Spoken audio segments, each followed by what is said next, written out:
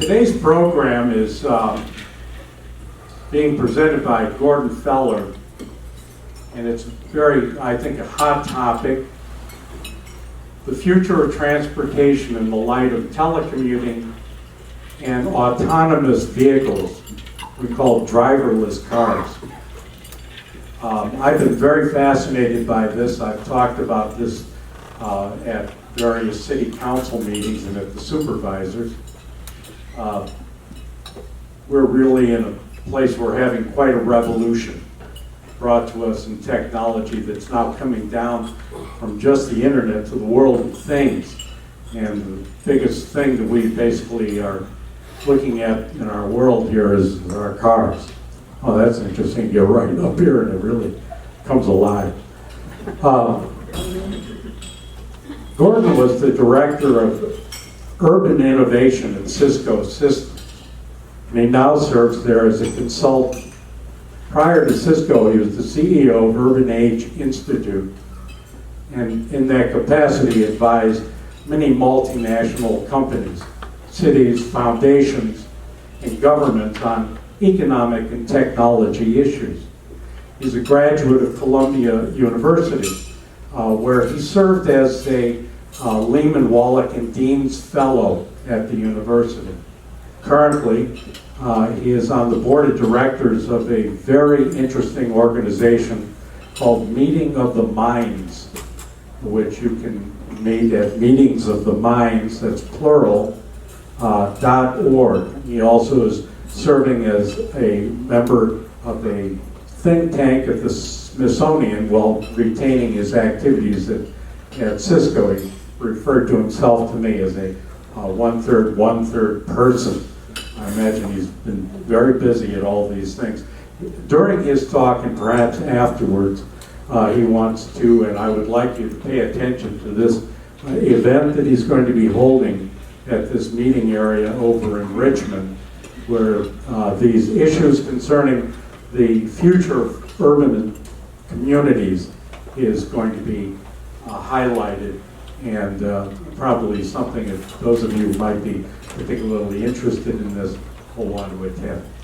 So we will go straight to our program. Here's Gordon Feller. Thank you.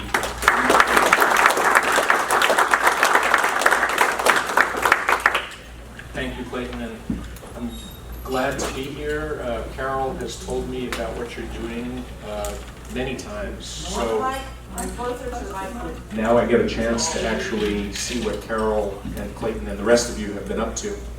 I promised Clayton that I wouldn't scare you with scenarios of machines taking over and robots being the dominant force in our lives, but I am going to tell you the story of what's happening with essentially robot cars, which you will see on our roads, if you haven't already, very soon. Not just Google cars, but I believe it was yesterday or the day before that one of the Uber cars picking up passengers in San Francisco was spotted by some journalists who were looking for the story, and it was one of Uber's robotic cars picking up passengers in San Francisco. There are now 100 of Uber's robot cars on the roads in Pittsburgh picking up passengers. So we're not too far from the day when you will be driven to your doctor's appointment or to a retail store, if we have retail stores in the future, by your friendly robot, which is probably not going to be a car that you own, but it'll be part of the fleet. And we're going to talk about what the impact of all of that looks like in today's Marin, because it's not too far from today when I think Marin is going to be challenged by a real revolution, and that was the word that Clayton used, so I'll borrow that from him. But let's go back to the last automotive revolution, back to 1898, just before Henry Ford, just a few years before the automotive revolution, which really you could say was about 110 years ago. And there was a conference, the first really serious international conference on urban planning that convened in New York. And what was the obsession? The obsession was horses and horse poop. There were 20 million horses moving us around our cities, and the poop was piling up. I'm sorry I have to say this in the middle of lunch, but it was a real problem in that day. And urban planners were focused on a very long-term poop preoccupied future where they didn't really know what can we do, and it was a big dilemma. And of course, you know, there were people there who were investing in the National Buggy Whip Corporation, which I don't believe is currently trading on the New York Stock Exchange any longer.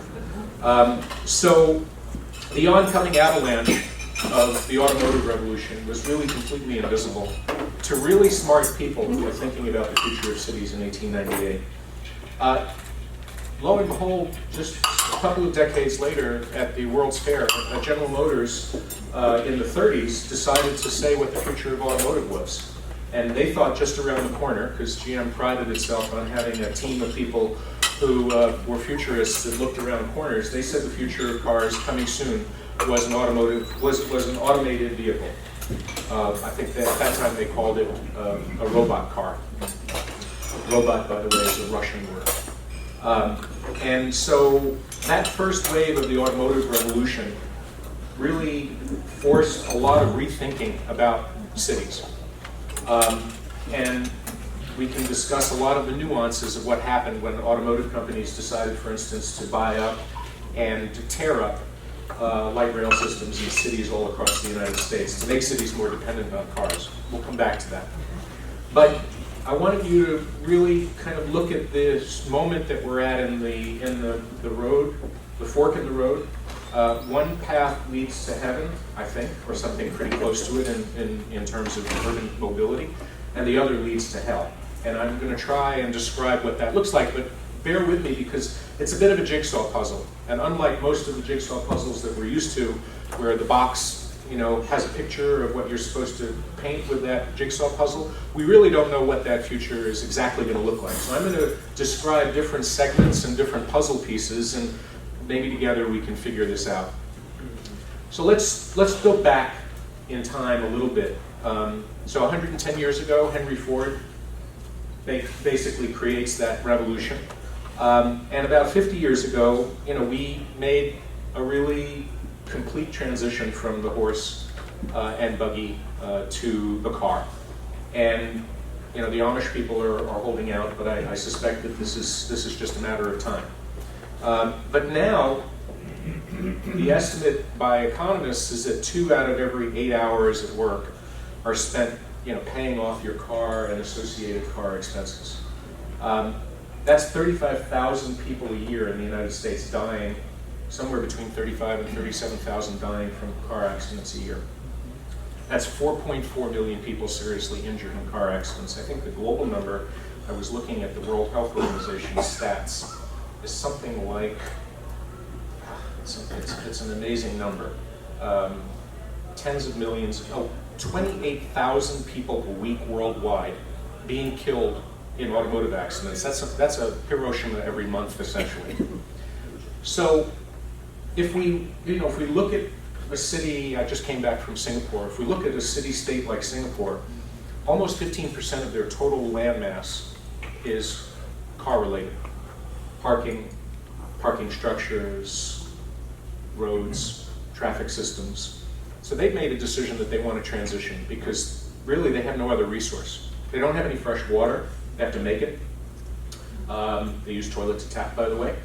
They don't have any oil, they don't have any gas, they just got basically people. Their only resource is human capital. So they decided to become the first adopter. So on the streets in Singapore, I saw robotic cars because they decided to become the first adopter. It's a little easier for an island nation, but not that much easier. They're having some challenges, and we'll talk about those. But my argument today is that we have a once in a century, maybe once in a millennium opportunity to have a do-over.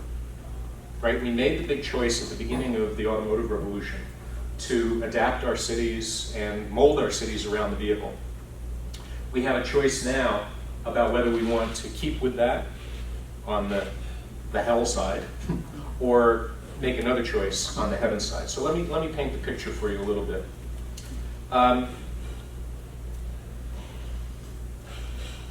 It's pretty clear from the research that's now taking place amongst not just the car companies, but those who don't have a vested interest in selling the actual automobile, that fleets are going to be the place where where autonomous vehicles, which by the way is the phrase of the moment, instead of robot cars, which sounds pretty scary, they're being called AVs. So these automated vehicles, these autonomous vehicles, maybe 60 to 90% of all cars are going to be owned by a fleet. You won't own a private car anymore.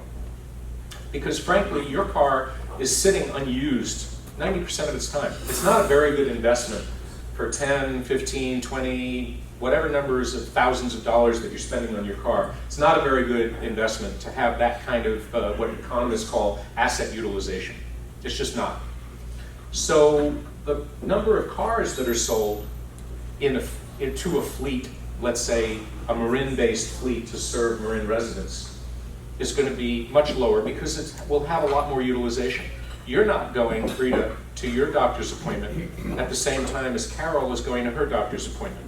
And so there's going to be a vehicle that drops you off, picks you up, drops you off, and then goes and does Carol.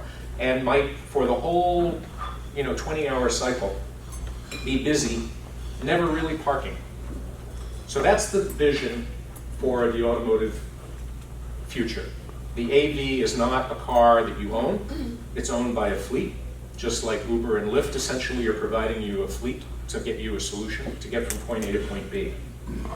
The usage efficiency goes up, but the number of cars that are made and sold goes down, which means the million-plus people who make cars, we might not have 1 million automotive jobs for manufacturing.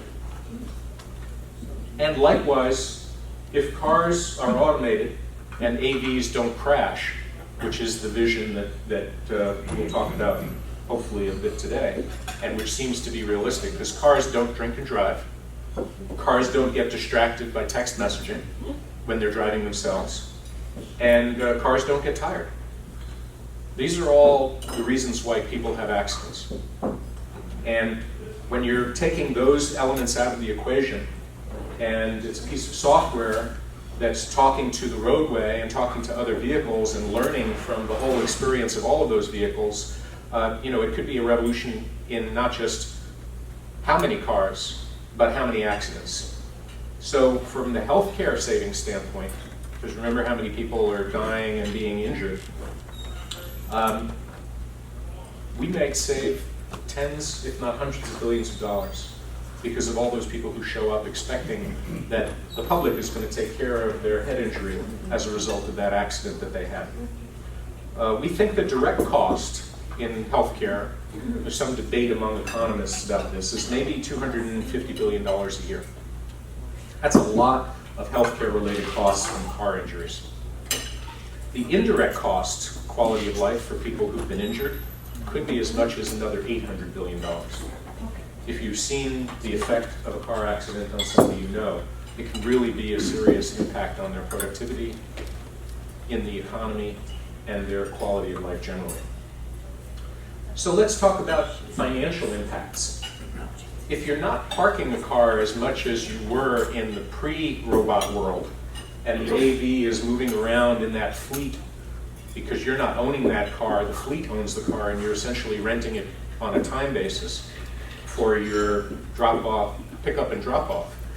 Well, what about the parking income? This is the second largest piece of income in most cities after direct tax. So all of a sudden, parking meter income goes down, and parking fines income goes down. This is a pretty significant bite on the municipal budget. But let's talk about the broader economy for a moment. Insurance. If cars are not having accidents, what happens to that couple of $100 billion a year that we're all spending on our car insurance to protect against accidents? And all those insurance salespeople. So I want you to get a sense, as I spell out some of the pieces of the puzzle, that this could be disruptive. I mean, let me just tell you about people who depend on driving as their primary occupation. 3.5 million truck drivers in the United States. 650,000 people whose full-time job is driving a bus.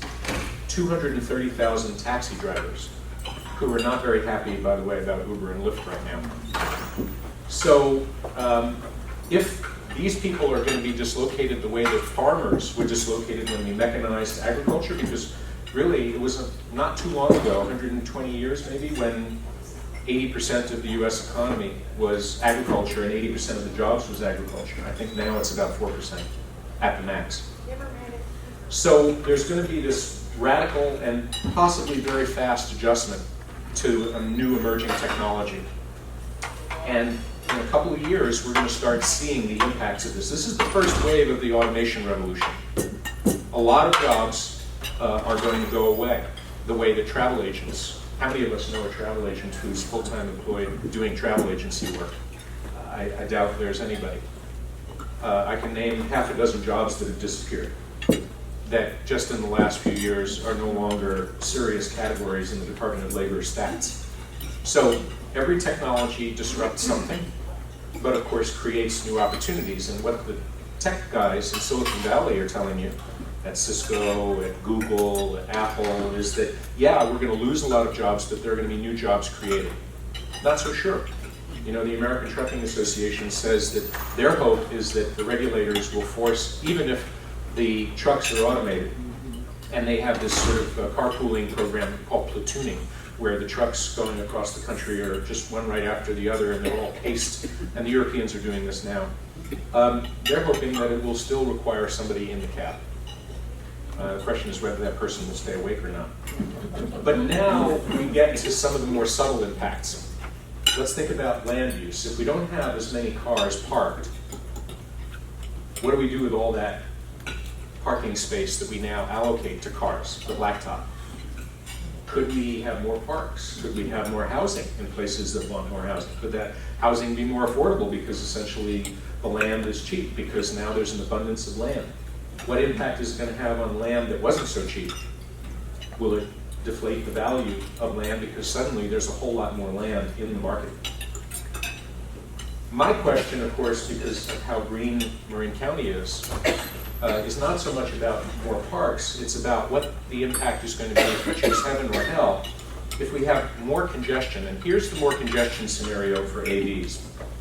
If you do own a car, or if it's really cheap to have the car available whenever you want it, because these vehicles will be a lot less expensive to make, because they don't crash into each other. And a lot of the cost is that heavy metal weight protecting you around the cab. You're not going to have a steering wheel, but you're also not going to need a lot of protection the way you used to need protection and still do today. So if it's lighter, if it's cheaper, and maybe it's just as inexpensive for me to have the car drive around waiting for me to finish my doctor's appointment, because it's electric vehicle, it's not polluting. There might be a whole lot of zombie cars congesting the roads because, you know, I might be at home and I want 3 errands to be run. Right now, I have put my 3 errands in my head and I'm thinking, okay, when am I going to go out and do my 3 errands this week? As soon as I think about my errand, my robot's out there doing my errand. I need to pick up something at Home Depot, boom. I can send my robot car. It's cheap. I need it now. I'm not going to wait 4 days when I can get myself scheduled to go to Home Depot. So, what's the prospect of, heaven versus hell? Well, it's a mystery to me. What kinds of regulatory choices we're going to make, and what kinds of human choices. The technology, by the way, seems to be resolved. And let me explain, before I go into the human factor, why we're at this point right now and not 5 years ago or 5 years from now. And it's something that you'll see described when you read about how machines learn. Machine learning is something that really is relatively new. It was thought about by science fiction writers for decades, if not centuries, that machines could learn. But now we actually have the technology, and it's an artificial intelligence solution called deep learning. So in the world that we're accustomed to, there's really 2 big extremes in driving. There's the I need to stay focused on getting from point A to point B. Right? I want to get my car, my robotic car, from here to Civic Center. And I have 2 options. I can go 101 or I can go the side roads. And basically it's a very simple math problem, calculated really in real time, instantly. And the maps are there, and the weather conditions are clear, and my robot car can do that. Also, it can plan for the long distance.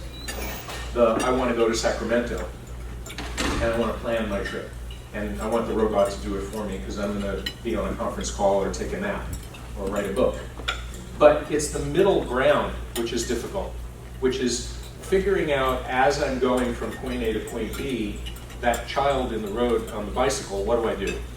Do I stop? Do I hope the car behind me stops? All those little micro decisions between here and there.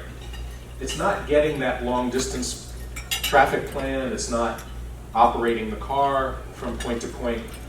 It's these little micro decisions along the way, which is called the middle field. And fortunately, deep learning by machines, where they learn from each other. One car does this, and another car instantly through the artificial intelligence network, because all these cars are connected to each other. And you'll hear the car companies talk about the connected car. Because as Clayton was saying, the internet is now not just the internet of words and pictures and music and movies, which is essentially what we've had since the development of the internet. Now it's the Internet of Things. So all the stuff, the lights, the doors, the cars, are now being connected to the internet. Some people call it the Internet of Everything because it's not just the things, it's the data streaming off those things that changed the business process, for instance, in this case, how I drive, how I get around, which ultimately changed my experience of the world. So things, data, process, ultimately the people. So you'll see sometimes it's described as the Internet of Everything, because 99% of the world is not connected to the internet. People are connected to the internet, and some of our devices are connected to the internet. About 10 billion, 15 billion devices are connected to the internet. It's quickly becoming 50 billion. And Clayton and I, before we started, were talking about the technology adoption rate that's accelerating. So you look at the numbers of years that it took for us to adopt electricity and to make it ubiquitous, to make it a commonplace part of our lives. We're now 5 times faster at the adoption rate for new emerging technology. That's why this is happening a lot faster, because just a few years ago, when Google was asked when do they think this technology would become available for commercial use, they were not saying 2020, which is what most of the car companies are now saying in being very conservative. Although, of course, Tesla is essentially selling an autonomous car. So, I would say that, when we're looking down this path, is it going to be heaven or is it going to be hell? The deciding factor is going to be whether we participate in the decisions that have to get made about what kind of mass transit versus private transit versus hybrid transit, shared transit. So there's about 1 million people now who do shared mobility in the United States. And a very large portion of the people in the Bay Area who choose Uber and Lyft are using rideshare because it's less expensive, but they also get to meet other people. They share the ride from point to point. So I want to talk a little bit about, why are we still seeing in this moment, millennials become very enthusiastic about buying cars, because this was a bit of a surprise. And you can find some articles on the web when you search for it, and it's kind of an interesting phenomenon. One phenomenon is, of course, that when you have a child, it's a lot different to get a stroller and a diaper bag and a milk bottle and a car seat with you to that Uber pickup. Now, Uber and Lyft will adapt and presumably have a fleet of cars that are ready for the mobile mother/child, but it's not a very convenient future right now. Presumably with enough demand, the market will respond with a solution. But there's that desire for personal space. I would prefer, in some cases, not to be in a public transit mode. I would, discover when I'm looking at my job and I'm looking at public transit that there's a mismatch. The routes, where that public transit goes and where my job is. This, of course, is the challenge that SMART will have. It doesn't always coincide with where people want to go, especially for that last mile or 5 miles. There's the politics of mass transit spending. I mean, think of Geary in San Francisco. It was a bustling afterthought when it has become the primary corridor of the city along with Market Street. Same with Mission. So transit fares, of course, are not going down, even when the price of gas is declining. The price of car insurance is declining. And then there's that, cost of ownership, which many millennials think is worth having a hassle with, at least until they have a much different choice, which may well be the autonomous vehicle. And that membership card that gets you in the fleet and gets you a car within 8 minutes.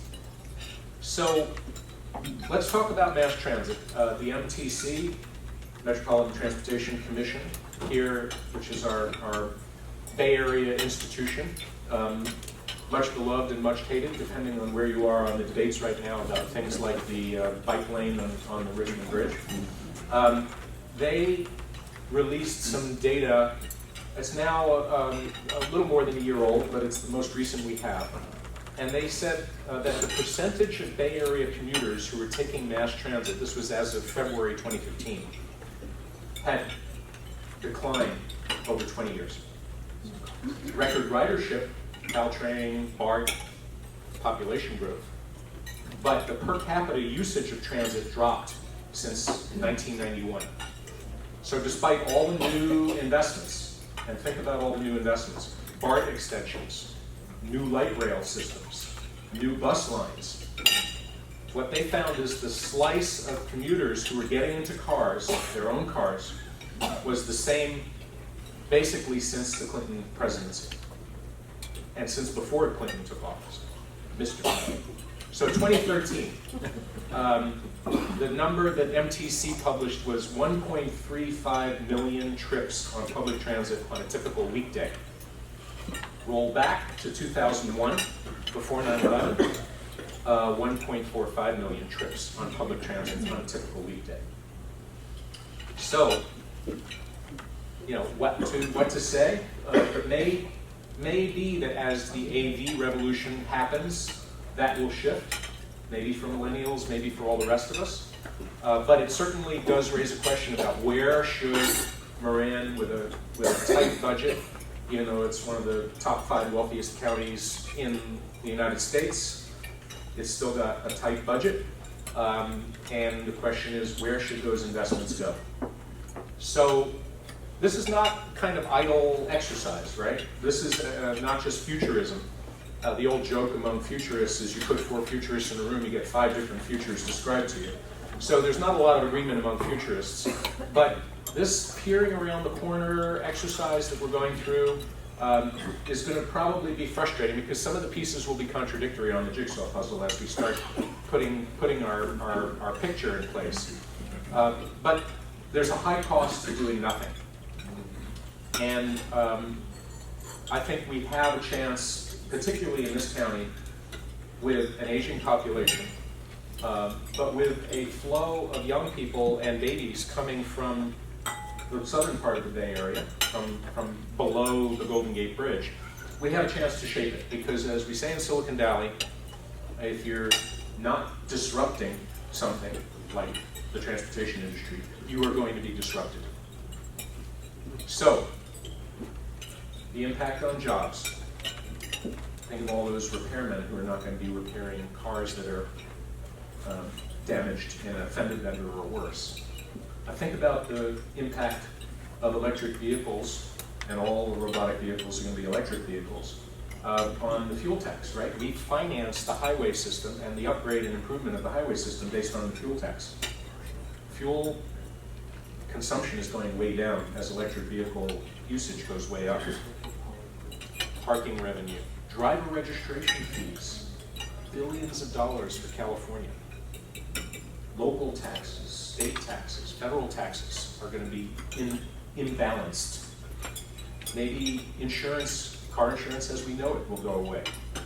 The whole balance between rural and urban. If you're living in West Marin, and it would normally normally in quotes, me an hour and a half to get to downtown San Francisco from, let's say, Point Reyes, or Bolinas, or Tomales Bay.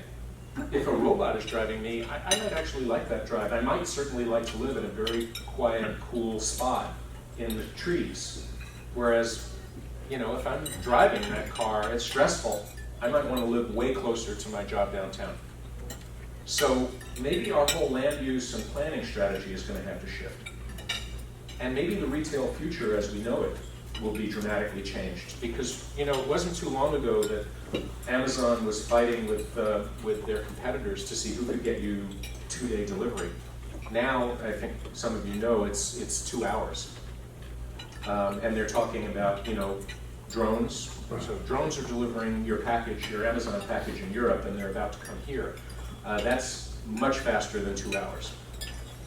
So maybe we won't go to retail stores, or maybe retail stores who don't have to have stock are basically going to be a little place close to you that moves around and that you can go and try on shoes. Although, of course, the strategy my friends use is they buy 4 pair of shoes and then they return 3 of them, if not all 4 of them, because it's a free return policy. So retail economics is going to shift, the job market is going to shift, the tax base is going to shift, and you know, maybe our lives are going to shift in the process. And this is not for our grandchildren. We thought that about 5 years ago before this machine learning breakthrough, before deep AI, before machine-to-machine communication became more abundant than human-to-machine communication. We passed that point, by the way. So I promised Clayton I wouldn't get you scared about the Terminator future, but I do think that we should nominate Clayton as the person who will communicate with the robots when they decide to debate whether or not we are expendable. He says he's thinking about this role in the diplomacy world. So, you know, I have a lot of questions about this, and I haven't figured out in my own mind, as an urbanist and a technologist, which part of my brain is in conflict with the other part of my brain. So you're seeing a little bit of this dilemma played out in front of you right now. But this is not tomorrow, right? 100 Uber robot cars are on the road in Pittsburgh picking people up today. So too, non-Uber robot cars picking people up in Singapore. Fiat Chrysler is building 100 minivans for Google cars for autonomous, and they're expected delivery fairly soon. And there are some cities like Centennial, Colorado, which is working with Lyft, and Pinellas Park in Florida, near Tampa, which is working with Uber, where instead of investing in mass transit, those cities are buying you a ticket, discounted on Uber, because they're saying if it's a choice between getting a new bus line out to that new development or subsidizing your Uber drive, we would rather subsidize the Uber drive than have to buy, $295,000 minibus, and all the insurance, and the driver expense, and the bonding and insuring. So, bottom line is, a lot of choices may be shifted as a result of this. My argument is, if 2014 was a year when we had about $150 billion of fares that were paid to almost 850 public transit agencies. That's according to the U.S. Department of Transportation. You know, what is a city like Kansas City going to do?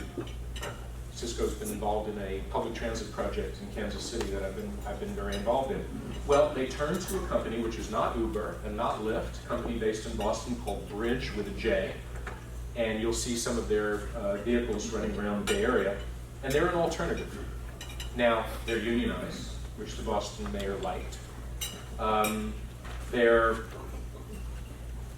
multi-driver, right? They can swap out drivers, and 24 hours it can be operating for people who are drinking too much, as they do in Boston at all hours. They like to get those people into somebody else drive you please type vehicles. But not everything is going to be a choice between the 2 San Francisco-based options of Uber and Lyft. There are a lot of other choices around. You'll see in San Francisco a company called Chariot. Meeting of the Minds, when we organize our program every October, we use Chariot to get our people to and from and around the Bay Area. They're quite good, quite smart, quite safe, And we love the fact that it's an alternative to the big choices. So, big revolution in technology translates into potentially a big revolution in economics, which translates into a potentially big revolution in politics, which then hopefully will impact the way we live, work, play, and learn in a place like Marin. So that's the vision, very cloudy, looking around the corner. It's not very clear yet because, of course, the human factor is still to be determined. You haven't been, I bet, in a robotic vehicle yet. You might not like the idea of being in a vehicle driven by a piece of software or many pieces of software. It may make you really uncomfortable. And some people may decide to opt out. You know, they haven't really deployed enough vehicles. They've been driving the roads. I see them on 101 all the time. So millions of miles on the Google cars. And of course, every mile, all the other cars are learning because they are in the cloud, sharing all the experience of driving in rain or driving near a construction zone that wasn't in the mapping system that they had because Caltrans literally that afternoon put the cones out. Well, the mapping system that was used by the vehicle didn't have time to get updated because it was happening in real time. Caltrans didn't necessarily call Google to say, hey, you know that 101 exit, we're going to have cones. So how do these cars adapt? They work with each other. And so as machines communicate with machines, and people hopefully benefit from that, the choices that we have are going to be not so much the technology choices, although those are really fun and interesting, and they're sexy, and they're glamorous, and it's kind of bright, shiny object, which of course is the source of a lot of fascination, and we're talking about it today. The real choice is going to be what do humans do in response. One prediction is there's going to be a major backlash against the loss of jobs. And we will see riots as millions of truck drivers lose their jobs because trucking companies decide it's a lot cheaper to have a robot drive than a potentially drowsy, drunk, distracted truck driver who ups their insurance policy every time he hits somebody. If the truck's owners decide to do that, we might see a whole interstate shut down by angry truck drivers. If we don't think ahead, if we don't think about other job options for people who drive trucks. So, I've scared you enough. Hopefully this is good for your digestion. And I leave it to Clayton to figure out what we do next. Nice job. We're going to have some Q&A.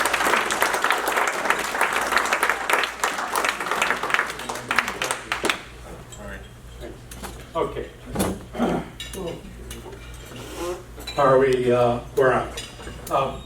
Before we get started, I have to say I was raised on a street that had a lot of rail traffic, and when you were talking about the guy sitting there in the cab with nothing to do, I think it reminded me of the guy in the caboose that used to ride at the back of all the trains, and he was probably the best read man in America. With a good union job. Yeah, with a very good union job. Judy. Thank you, Gordon, for a very informative and interesting and challenging talk.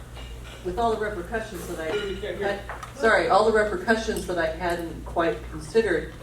But one of the things you didn't talk about, perhaps, was the possibility of hacking and what that might do. Are the AI machines learning about hacking as well, and duplicitousness and things like that? Great question. So this is a big problem, of course, the car companies are now facing up to. They didn't want to talk about it until, of course, those first hacks occurred. I believe it was a Jeep Cherokee that was hacked about a year and a half ago by some people who were basically at a conference on the future of autonomous vehicles, and they raised their hand. They said, well, while we've been here, we hacked into the Jeep Cherokee, which is the one test drive that they were offering, and they took control. So they didn't even report about something that they had done the week before. They did it on site, with nobody's permission, of course. Fortunately, the Jeep Cherokee management team hired them right away to fix before the competitors hired them. So they turned them from what are called black hat hackers to white hat hackers. And when you see the new Snowden film by Oliver Stone that's in the theaters, I guess starting this weekend, I think you'll realize that this is a key source of vulnerability. Now, this is a problem that's solvable but it requires collaboration by the automakers and by the software producers. Now, some of those are going to be holdouts. They're not going to necessarily want to play together in the same sandbox, because it's a life and death struggle between GM and Ford and Toyota, let alone Nissan, and all the rest. So, will they decide that they want to collaborate on a common global security standard? Will it be a strong common global security standard? And will there always be a 15-year-old frustrated boy in Forest Knolls who's got a really good internet connection who decides to show the world who's boss? I think the answer is probably, maybe to all of that, but that's the scenario we're facing. And where there have been risks in the past, obviously the risk with a horse-based economy was that we would have poop everywhere. Now that was resolved because there was a technology transition. There may be another technology transition that happens as we go along on this merry road. Gordon, just to piggyback a little bit on what Judy said, you talked a lot about efficiency, but you didn't talk about freedom. And I think that what you framed, it's kind of the technocrat financial lead argument that freedom is really, really scary and really, really bad, and we have to give up our freedom for efficiency. And I'm not really concerned about hackers and scary terrorists. I'm concerned about having multinational corporations who are not necessarily acting in our best interests, and governments which are controlled by those multinational corporations, international banks, having the ability to control where we travel, when we travel, and if we're deemed to be not having the right thoughts based on our internet searches and the things we say, then we won't be able to travel at all. Now, with a personal passenger vehicle now, anybody in this room can get in their car and they can travel when they want, where they want. And the government and the multinational corporations don't have any say in that. With autonomous vehicles, that freedom will be gone and gone forever. So that's my main concern. It's a great comment and well taken. So think about Progressive Insurance. Those of you who may be a Progressive Insurance policyholder for your car insurance, they put a little device in your car to see remotely how you're driving, and they give you a very strong incentive in your reduced premium to adopt. So it's a very tempting kind of proposition. If you let our machines track you here at Progressive, we know whether you're a good driver. And the very act of allowing us to install that will reduce your monthly premium for your car insurance. So my concern about the future that you're describing, which is a real concern, is that it's a very slippery slope, right? So it doesn't start with the day you say, I'm giving up my freedom in order to have the better option available, the cheaper option, the more efficient option, whatever that better future option is. I'm absolutely convinced that this automated, autonomous vehicle of the future is happening now, and there will be very strong incentives, price incentives, convenience incentives, and otherwise, to get all of us to adopt those vehicles. And I think in most cases it's going to be a beneficial experience. But there are going to be people who, as you say, may either opt out because they want to retain their choices, or they may be opted out because they're not welcome. And this is part of the debate that we need to have. Right now, we're not having this debate. Right now, of course, as I said, the human factor is not the factor that's being talked about. It's mostly the technology factor, because it's bright and shiny. And I'm hoping that maybe a little bit today we're starting to talk about the human side of it, like our free choices. So I'd like to piggyback on that, if I might. It sounds like you're suggesting that a majority of the population will move into this autonomous vehicle lifestyle. I can't imagine it could ever be 100%. And that's where I'm interested in what you would say about this, because there's always going to be the person, the gardener, the electrician, who has to have their own vehicle to take their setup with them to work. As a music teacher, I had so much gear in the back of my car, there's no way I could, even if it was a big van, want to do the load and the unload all the time. So that's one thing. And the other is long distance trips. If I want to go to the Grand Canyon, I want to have my own vehicle for this. And I'm not sure I want to rent one every time because I'd like to stock it, et cetera, et cetera. So those were two questions I had. The other was about refueling. Is there some imagination about how refueling these vehicles will work? Sure. The last one is the easy one, then I'll go to the hard ones. Basically, your robot will refuel when you're not using it. So if that's... Where and who pays for it? Well, you know, PG&E is retrofitting all the parts of their network to be able to allow your electric vehicle to recharge anywhere, anytime, and wirelessly. So wireless recharging of your vehicle, either inductive recharging where you stand your vehicle over the spot or over the air. So that's around the corner. So that'll be the power grid. The power grid, of course. You know, we're dealing with PG&E. We're all PG&E customers, so we know what that's like. So this is a big problem for the EV revolution, not just the AV, but the electric vehicle revolution. Is the grid ready? A lot of what's being discussed, and this is why Solar City and Tesla are merging, if the shareholders approve that in their vote this next week, is that the electric vehicle and your micro generation on your rooftop, your solar are going to be essentially combined, and that you won't depend on the grid to recharge because you'll have enough storage. This is the vision that Solar City and Tesla have for an EV future where you are essentially living at home in the power plant.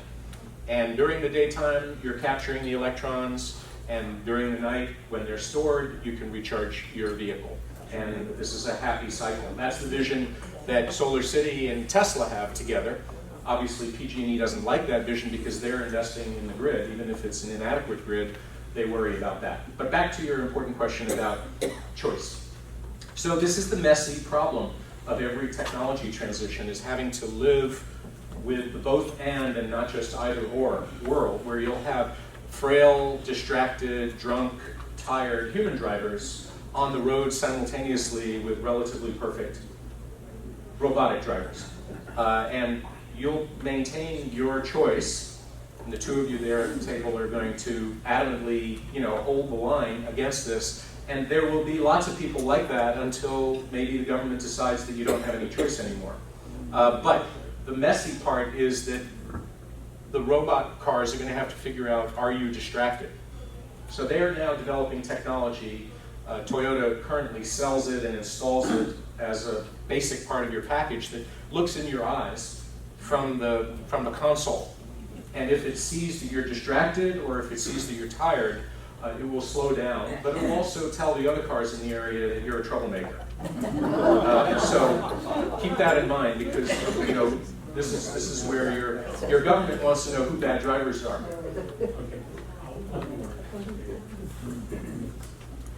Mine was partially covered by Martha, but what about vacation vehicles? Are you going to restrict our freedom that we can't go take a 10-hour drive up to Oregon to see a relative, or go camping in the I hate to be the advocate of or perceived as the advocate for robot cars, but I guess I'm now being pigeonholed as the guy who wants the future to be limited. My guess is that you're going to have a lot more freedom and free time as autonomous robotic technologies start taking various drudgery tasks away. The theory is that you're going to have more time to go to Oregon in your car and enjoy the coastline and the beer, the microbreweries. There'll probably be more microbreweries then than there are now, which is amazing because there's more microbreweries than there are people who drink beer. But the point is, I doubt they're going to want to take that away because, think of the California economy, very tourism dependent. Nobody's going to take that piece of the income away. I just want to make an insight. One of the comments that I made at the Mill Valley City Council meeting is, I think one of the reasons so many of the houses downtown are so expensive is because it's a place where you can walk to drink. And yes, alcohol is a major factor in all revolutions. Yes. But I want to make the case for telecommuting just because I failed to really give adequate force behind telecommuting, and I just want to read you a couple of stats. I looked on a data site called Global Workplace Analytics, So here it is, American Census Bureau. 50% of everybody has a job which is compatible for telecommuting, which sometimes is called telework or remote work or mobile work or distributed work or smart work, or in Canada they call it work shifting, whatever that is, basically work at home.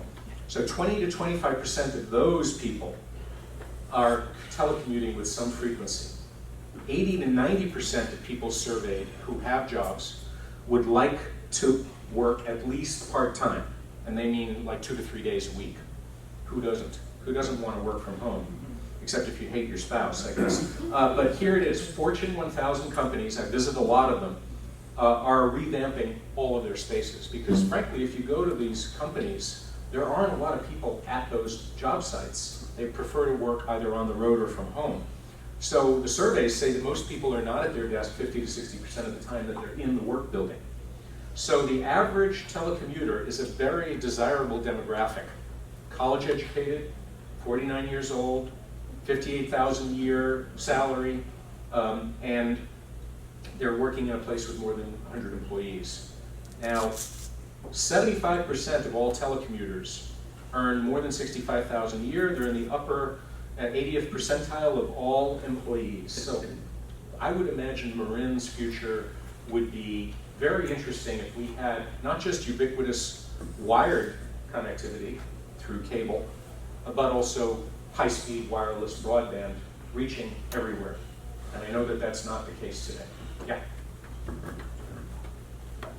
Thanks. I have a question. First of all, I wondered if you could give us a few more statistics, not about how many cars are going to come off the road, but more around how many car trips are going to come off the road. And I'm motivated to ask this question is because what you're talking about doesn't take any cars off the road. It just shifts ownership of that car. And when I look at Marin, and I look at, 20 to 25% of cars on the road are school-related transportation. Okay, and when we had Prop 13, we got rid of all the school buses.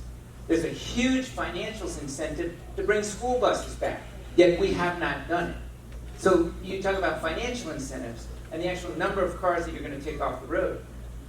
I'm not seeing the correlation of people actually adopting for those reasons. It's a good question, great question, because it goes right to this point I wanted to make, that if we're looking at the potential implications before the bad stuff happens, we could actually have policies in place to improve the outcomes.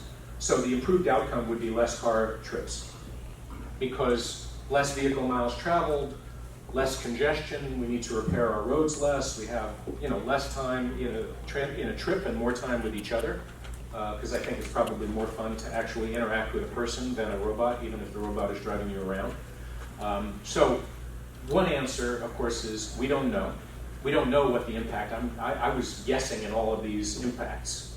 Now we have some past experience with technology disruption in the economy, but nothing like the one that we're about to have. So these were not in prior times connected to us, connected to the network, connected to each other. These were machines like the telephone, which did connect us, but frankly, it wasn't that much different from the telegraph. It had voice, but it was one-to-one. And now we're talking one-to-many and many-to-many in our communication system. So one easy answer to avoid answering is to say we don't know, but we can guess. My guess is if we take a certain path, we're going to have a lot less congestion on our roads. If we take the hell approach, we're going to have a lot of zombie cars floating around doing little errands every time. Oh my God, I should probably go and get some wildflowers for my aunt who's visiting, but I don't really have the time to go and get wildflowers, so I'm going to send my robot car to the flower shop, which I never would have done. My aunt would have survived if she'd never had the wildflowers when she arrived.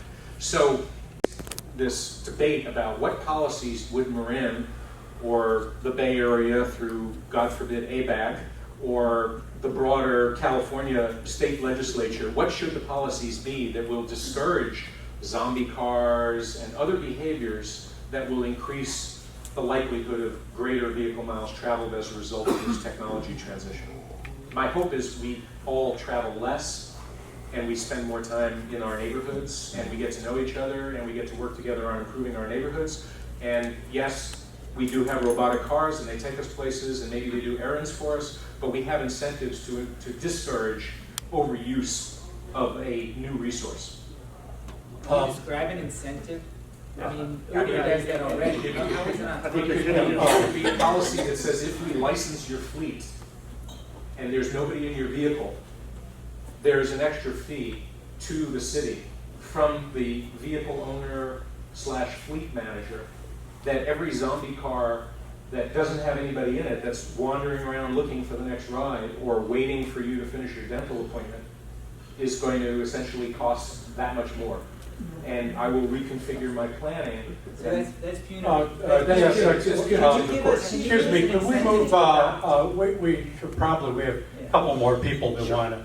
And I really hope, Gordon, with regard to the school transportation problem here, maybe you could touch a little on the issue of the software from Chariot and how it could probably eliminate that entire problem altogether. But here we go. Yeah, two quick questions or comments. Facebook requires that their engineers and non-engineers work in Menlo Park. I have friends here in Marin who work there. This is, this telecommuting thing is not working for most large technology companies. I work at one in the city. We have Thursdays off, but most people work on site. That's a fantasy that it's just not going to happen. It's not a uniform story, I'll tell you. Cisco, Yeah, absolutely. And Cisco, less than 20% of people at Cisco show up in the buildings. Yeah, well, you can see how well Cisco's doing. To the point here about miles traveled, I believe. So I'm a mathematician by training. I firmly believe that autonomous vehicles are going to increase traffic substantially because, I'll give you one example. My son, who drives now, but he didn't, he wants to go visit his buddy in Nevada. He would never do it at 5 o'clock, but with an autonomous vehicle, why not? Gets in the car, he plays YouTube or some video game along the way, and now the traffic, instead of being 45 minutes to Nevada, it's an hour and a half to Nevada. He doesn't care, but everybody else cares. So I think this, autonomous vehicles, I'm in the business, and I think we're kidding ourselves that we can replace mass transit with autonomous vehicles. Good. That's good to hear. I'll say one thing. If you're blind or you're disabled and not legally qualified to drive in some other manner. There are definitely or issues, you're- just or like you're you, too Uber. Uber is not going to take over the world. Let him respond first to your comment. I absolutely agree there are cases. All of your suggestions, absolutely to the point. It's not a monochromatic situation in Silicon Valley. Some companies don't like telecommuting, some do. My experience is working at Apple and working at other places as I have. The companies that do encourage it have people who are generally more productive. If they can take a day or two off and not fight traffic to get to their work and collaborate with each other through video conferencing or other means, they tend to be happier people. I was just on the Facebook campus. They're all happy because there's a lot of mating going on. They're all 20-somethings who are not married, so that's part of what makes the Facebook office life very lugubrious. Quick question. Yeah, I have one quick question, very specific to Marin. We have a lot of hills here, and a great many people live in those hills. Can you give us a time frame when autonomous vehicles will be able to navigate those steep, winding, vegetation-obscured roads? Well, it doesn't depend on the current technology as of today. Doesn't depend on having a good map or a picture that, like Street View provides you on Google, of where that tree might be overhanging. The reality is that with the machine learning technology and the machine vision technology, even if the street hasn't been mapped in advance, as many streets have, but not all, they can make it up that hill.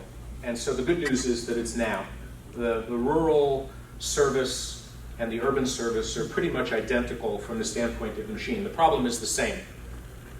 Do I see where the other car is? Do I see where the pedestrian is? Do I see where the intersection is? And there are rules. And then I'm learning as I go, hopefully before I arrive. One question. Scott. Despite what's going on in Singapore with early adoption, I think I'm an early resistor.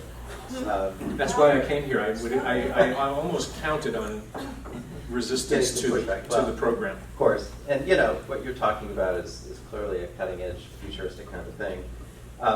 Two issues I haven't heard specifically addressed, so let me throw those out. One is the environmental impact or lack thereof. One gentleman mentioned that this isn't going to take any cars off the road, it's just going to shift ownership, which is kind of the way I perceive it as well. I like owning my car. I've got a 17-year-old station wagon. It costs me nothing. I insure it for a few bucks a year. I don't see any reason to shift the ownership of my vehicle to another company that's going to charge me each time I have a use.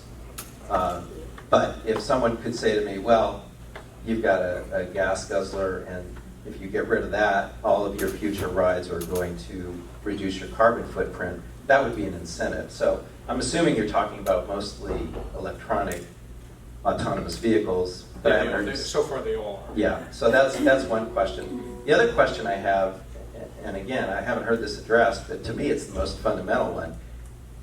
Do these things work? I mean, every week you hear of an accident involving an autonomous vehicle that didn't realize that there was a semi in front of it because the semi starts about 5 feet off the ground and the sensor for the car was looking straight on and didn't detect that there was something in front of it. And so it goes crashing into the truck. Maybe, as a tech person, you're going to say, well, that's a bug, we'll work it out. But I'm dealing with an email server or an email, whatever they call it, platform called Outlook, which has been on the market, 25 years? Yeah. Every goddamn time I turn on my email, there's a bug. So you can't convince me that some autonomous car is going to be perfect technology. I'm sorry. Those are NSA bugs, by the way. They're specifically designed to annoy you. So here's the thing: is Cisco doesn't have an axe to grind. We don't have a dog in this fight. So we're not selling autonomous vehicles or technology to those guys. So I'm not advocating for this. I want to make that clear, and I should have done it at the beginning. I'm here to provoke you, which I hope I'm doing a relatively good job. As you can see, I'm sweating up here. So the environmental impacts, I think, are going to be positive and real, not just because we're transitioning to EVs. If AV world happens, it's an EV world powered by, hopefully, clean electrons. Hopefully, clean electrons that are captured in micro generation on the rooftop and not big power facilities that take up lots of space in the desert from the big turtles who need their space. So hopefully that's one positive impact. The second is a lot less materials go into a vehicle. And of course, every new material is basically new carbon. And if it's a lighter vehicle because it's not in accidents, as all of the AVs now are being planned for a less accident-prone future, that means not just less weight on the road, which means less repair of the road, which means less blacktop on the road, but it also means hopefully less fuel is being consumed, whether it's an electron or a hydrocarbon. The point is that the hope is that the impacts are going to be positive as this plays itself out. Now, this is the scenario for the advocates. The people who worry, remember I said it's heaven or hell, depending on how the human factor plays out here. If it's hell, it's going to be a much more congested future. And maybe, even though AVs don't have to idle as much, and they're therefore more efficient drivetrains, more efficient use of whatever fuel they have, the reality is that more congestion is more congestion is more congestion. So we don't know. Again, my whole premise here is nobody knows. The technology advocates think they do. The resistors think they know. The rest of us are confused. That's going to be for a while. I have a hard stop at 1:15, so you may have almost the last question. Okay, two questions, I think. One is, what kinds of infrastructure does this sort of system require that the public may be asked to pay for? And secondly, as these cars are learning, people are going to be learning also. And they may learn, oh, that car will stop for me. I'm going to step in front of that car. And sort of like the way our wildlife learns in a state park, they know they're not going to be shot. And then I can foresee the demand by the EV folks. We need to have our own lanes, and we need to have our own space on the roads. Yeah. And that That obviously may be takes the way away the less coexistence. choice for the rest of us, so Sure. just comment on that. And she was talking about the coexistence of the old and the new. It may be that we have to separate them from each other, but the good answer is all of the technology is basically machine inside the vehicle, talking wirelessly to the cloud. All they need is a white line in the road. So that's the only infrastructure that's really required. Some technologies, of course, require the vehicle communicating to a box in the road that is transmitting a signal, or other vehicles who are using something called DSRC, which is a certain piece of the telecom spectrum. But the nice thing is there are a lot of technology choices competing with each other right now. We don't even know which technology is going to become dominant. Google people think theirs is. Ford has an alternative approach. GM is pursuing something with Lyft, which will be entirely different than what Uber is doing with Toyota. Who knows? Gordon I'm betting all of them will fail. You've come to your hard stop. Thank you. Let's give a hard.